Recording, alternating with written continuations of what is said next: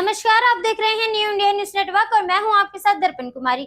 तमिलनाडु की राजनीति में आज एक नए सूर्य का उदय हुआ है। अभिनेता से नेता बने सी जोसेफ विजय, जिन्हें दुनिया थलपति विजय के नाम से जानती है, उन्होंने आज विधानसभा की अग्नि परीक्षा को न केवल पास किया बल्कि विरोधियों के किले को भी ध्वस्त कर दिया है। जिस बहुमत के आंकड़े के लिए राज्यपाल ने 2 बार फाइल वापस भेजी थी, आज विजय ने सदन में उससे कई ज्यादा ताकत दिखाकर सबको चौंका दिया है। सुबह से ही चेन्नई की विधानसभा में तनाव और रोमांच चरम पर था। 234 सदस्य सदन में बहुमत के लिए 118 का आंकड़ा चाहिए था। आज की वोटिंग में सबसे दिलचस्प रहा सीटों का गणित।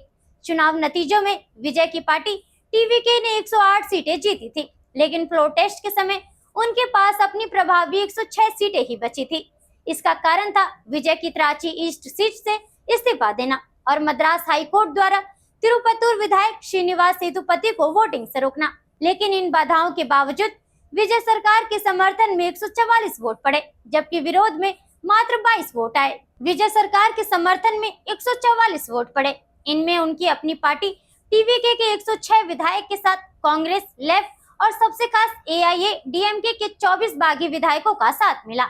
वहीं विरोध में सिर्फ 22 वोट पड़े, जो पलानीस्वामी गुट के थे। डीएमके के 59 विधायकों ने वोटिंग का बहिष्कार किया, जबकि बीजेपी और पीएमके तटस्थ यानी न्यूट्रल रहे।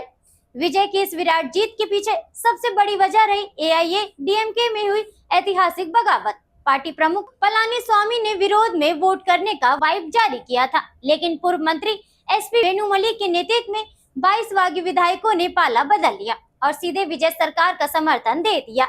इस टूट के बाद पलानीस्वामी के पास अब सिर्फ 22 वफादार विधायक बचे हैं, जो विपक्ष के लिए एक बड़ा झटका है।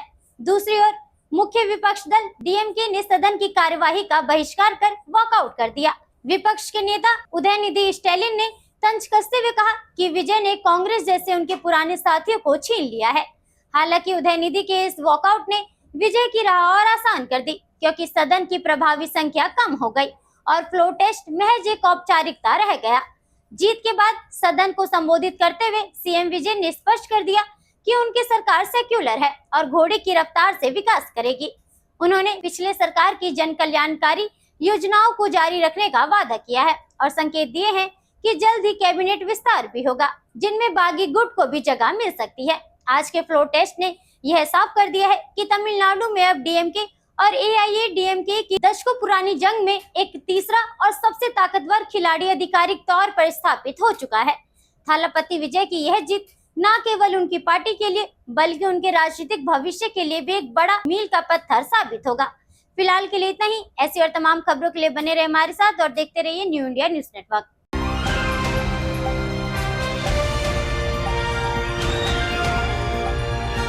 दिल्ली, हरियाणा, उत्तर प्रदेश, राजस्थान की हर खबर के साथ देखते रहिए न्यू इंडिया न्यूज नेटवर्क।